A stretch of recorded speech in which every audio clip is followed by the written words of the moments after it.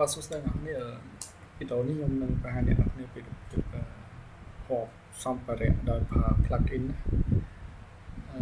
យើងប្រើ Vibe Shoot ហើយយើងខកបែបនេះយើងវាយ comment យើងមាននេះចឹងខ្លងយើងមាន block អាហ្នឹងវាហត់តែ block ទេយើងវាយ BLK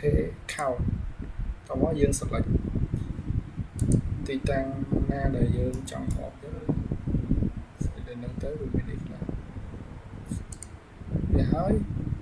យើង space វាបាន list អញ្ចឹងអ្វីដែលយើង select ខាងលើនោះវាមាននេះខ្លះ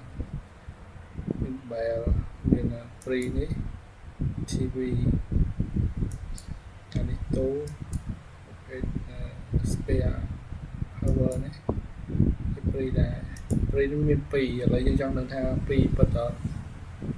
ទៅមើលនៅប្លង់1